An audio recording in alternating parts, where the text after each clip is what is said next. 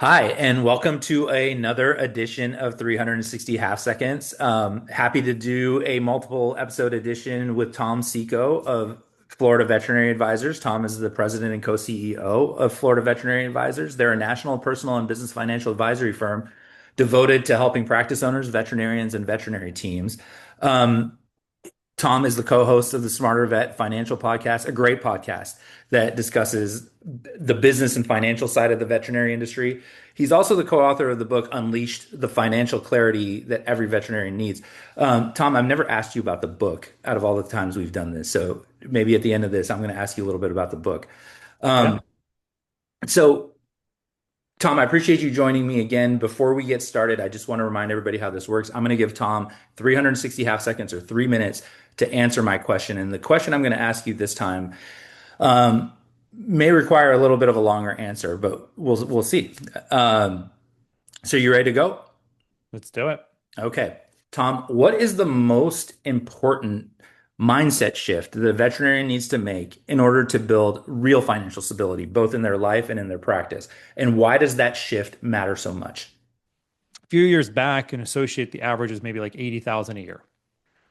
The average associate wage now is like 120, 130. You start getting emergency and some other factors. I mean, you're making two, three, $400,000 a year. I've seen some making even a little bit more than that. And don't Insane forget money. the signing bonuses that they all can get now. Yes, and the signing bonuses.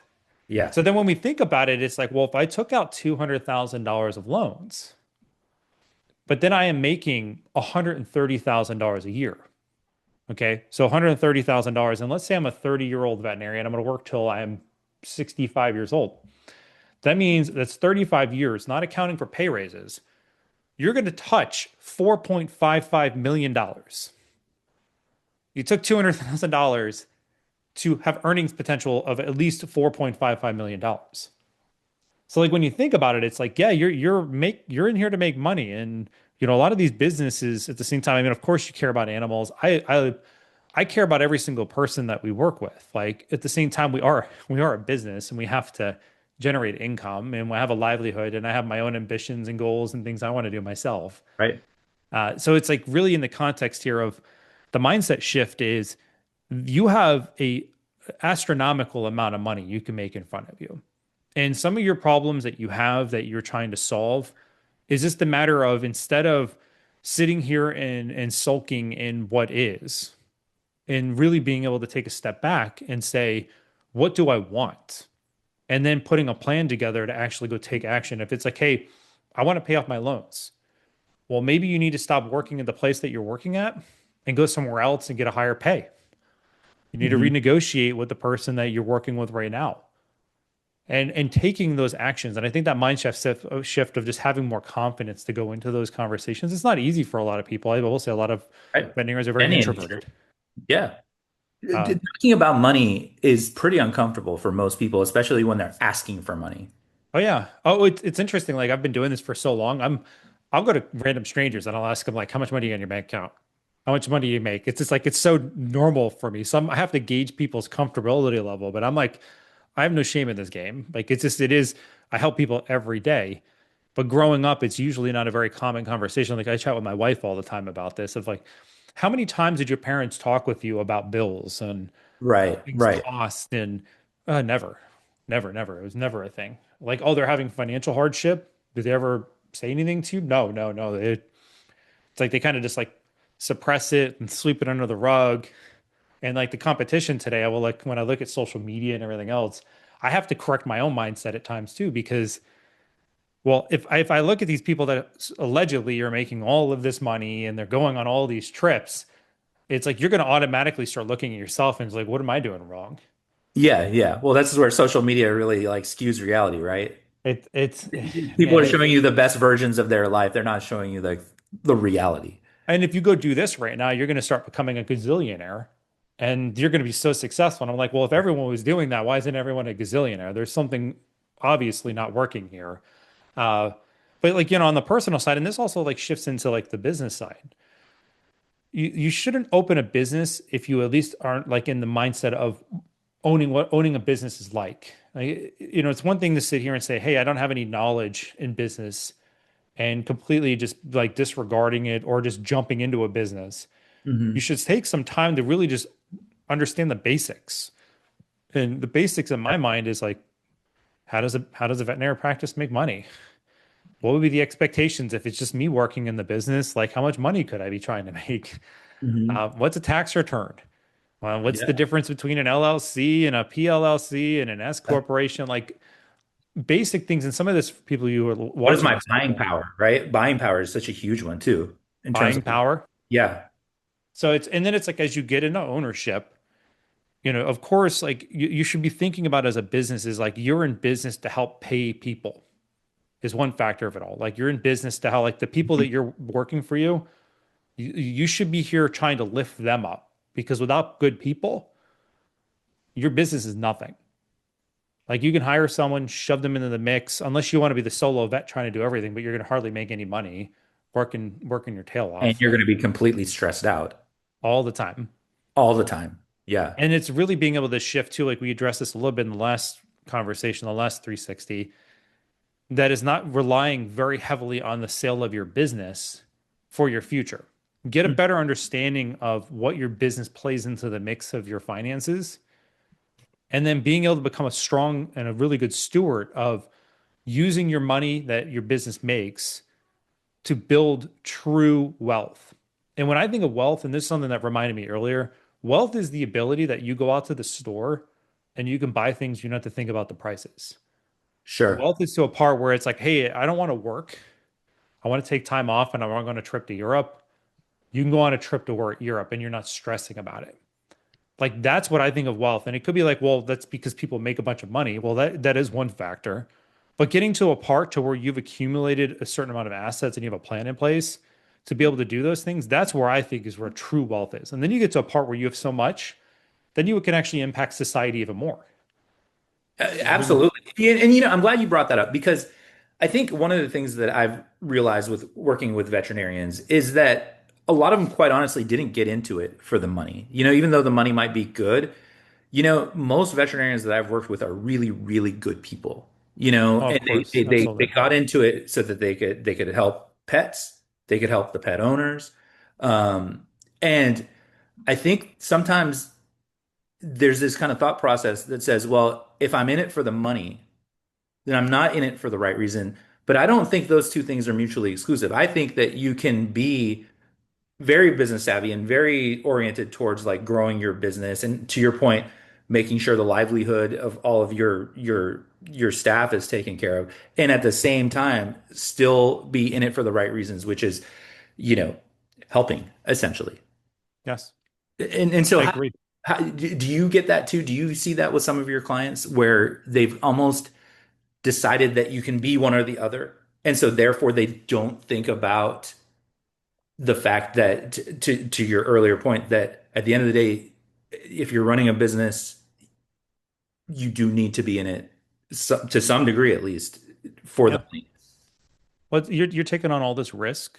You're putting all this energy and time into this thing where, yes, you should try to help people to the best of your ability, but a business has to make money. Otherwise, if the business doesn't make money, then you're considered a nonprofit organization, and then you need donations and money from other places to make it happen. So, like, if you're going to be a business, you have to make funds, and being able to find that balance there. Like, there are some practices. Like, if you're in a certain area, like demographics is important to understand where you're located. Yeah.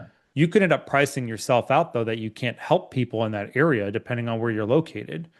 But I will say the bulk of the owners that I ever do talk with, they want to do the best that they can for people. And that's like where a lot of the spotlight comes on. And then the rest of, and I think that's the easier part for them to focus on. We were chatting about this not too long ago, where it's the easy thing to focus on how do I help more people? And if it's cutting services and this, that, and the other, versus understanding like, well, what is the impact of the business and how does it impact my livelihood? And where's it going to put me financially later on down the road? And it's like the more money you make, the more money you can help other people around you. Absolutely. If It's a you're multiplying making more effect. money, you have the capacity at that point to offer, let's say, free clinic to certain people who can't afford to go to the vet or the homeless or what have you. I think there is this thing where like at the end of the day, if you're really in it to help people, it's going to be much harder to help people if you're struggling to run your business or if you're struggling to bring enough money into your own life. Yes. I'm a big, strong believer that if you go into it with a loving heart, you're transparent with people, you're trying to do your best, you know, every day you just keep showing up and you really focus in on like, look, you have rules that you're following within the business and you just keep doing your best, you're going to have a tremendous impact on the people around you. And I think when the mindset of, oh, wow, they can't afford this, it's like, well, they can't afford it because of what they're telling you that they can't afford it, which by default, they're like hitting on your emotional cues here. But it's like being able to really spend time with people if it is important to you, of like, there is going to be a wash of some people where you're going to be able to help. Like, yeah, look, I might have to cut down the cost of the service, or I put them on a payment plan, or I do something with them. There's a lot of options now within veterinary medicine where I know 10 years ago, yeah, you had to pay for it, like credit card or Yeah. cash. Like on the But spot. yeah, so it's the matter of like if you are trying to, depending on the audience of people you're working with, is also very important to know what like, well, how do you make it accessible for them to be able to pay for services without just giving away your services? Yeah, absolutely. And actually, it's interesting that you say that because I talked to a lot of veterinarians more recently that say that there's almost like some level of entitlement and expectation amongst some customers that be, hey, because you're an empathetic person, because you decide to be a veterinarian, you will just give me stuff for free. Yeah, And that's a really fast way to put yourself out of business. Well, Tom, thanks so much. That was a great answer once again. This was really fun, and I appreciate you not just doing this episode, but doing all three episodes with us. it's Um, been fun. yeah, and as I promised at the beginning, tell us, you are the author of the book, Unleashed, the Financial Clarity Every Veterinarian Needs. Tell me a little bit about the book and where people can find it. Some people like to read, some people like to listen, some people like to watch. And we decided to take a book to write something that, like, if you're a person that wants to be able to actually have something in your hands and Mhm. read, you can get it through paperback. It's Kindle that you can get as well, so you have access to both. It's on Amazon. You can grab a copy. Okay. Really, the genesis behind the book, it's not really designed to be like, hey, if you invest your money this way, you're going to earn this much, or hey, go buy this kind of insurance. It's really focused around, it's broken into two sections. The first part of the book talks around personal finances, and a lot of it goes into the psychology and the mindset, as we we're talking about, and even in this conversation today, the psychology and the mindset around money behaviors. And it's everything from how you protect yourself, how you're saving money, how you spend money, how you invest your money, the risk you're taking, all these different factors. And we call them like freedom, flex, and there's another type of money that we call in there, depending on where you're putting your funds. And then the second part of the book talks about businesses.